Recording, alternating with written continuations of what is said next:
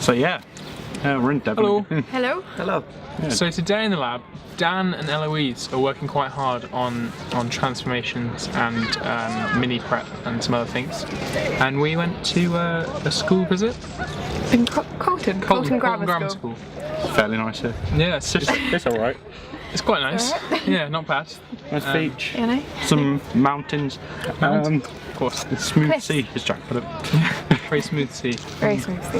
Yeah, it's been a pretty successful day actually. We took our board game with us, Yeah, we took our board game to the school. and we've left 3 behind, so Yeah. we can implement them within their lessons. See, hopefully they'll introduce them into a lesson, and we'll go back or get in contact with them in September, and yeah, see how it's gone. See if they've improved their education in synthetic biology. Because we kind of ran a kind of half a class system where we had half playing the game, half went off, and we gave little talks about SynBio. It was interesting to see how their perception of it changed after playing the board game. So that was our aim, to kind of get people out of the same mindset that you get from the news, and it seemed to be successful. Yeah, it was very good actually. I had a group that they were being really sarcastic about the board game, going, "Oh, PCR, yeah, let's play that one." Gave them 10 minutes, they loved it. Yeah, they were there arguing their heads off. the with each group at other, the like- end, my group at the end, seemed to really enjoy it. One of them came up to me and said, "Is this available to buy?" And I told them that we're going to leave a couple of copies in his school, but it's also going to be available to download off the internet, open source. And he seemed really happy about that. So at least we know it's sort of working. And they were year 9s this time, so it was really interesting to see how it worked with a younger year group and the fact they still enjoyed it. I think it took them a little bit more time to grasp the concept, but once they got that, it worked quite well. Yeah, they thought I was modifying a human for some reason for a while. Yeah, to make it quite clear that E. coli was not a human.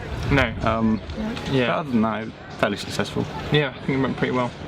But it's quite evident how. So we tried it on year 10s last time when we went to Judd, and it's quite obvious how the syllabus is. The GCSE syllabus is very different to the year 9 and below syllabus. And, but we can cater for that. We were talking to Miss Usher, and she was telling us, and she was telling us how we could maybe run an introduction to the game, because it may make it a little bit easier for the year 9s to understand off the bat. Yeah, and we can tailor the game to different age groups as well, and we found that a bit as we've gone along. Some teachers coming up to us at the science fair saying, "Oh, I can see this being applied to a year 12, 13 situation, I can see this being applied to a year 9 situation. Primary situation. And even the primary situation as well." She said that if you want to target an age, then why not start at primary? Which is a good point, I believe. I think start as early as possible. You don't have to have the really complex principles, but It's just the earlier you expose somebody to a subject, the better they become at it later down the line. yeah. So that's something to consider, I guess. And we haven't done a vlog in a while. Didn't think we did one on Friday. Friday we did the unboxing video. We did the unboxing video, but just tell a bit more about I that. did my amazing posing. Oh, it's a brilliant pose. Yeah. And I was in the lab all day. We did look at some modelling though. Me, Dan and you and Andy went off, spoke to a few people, started coming up with some flow diagrams. I know Dan's written a few more for me, and then we're going to sit down together and hopefully get a few models up and running.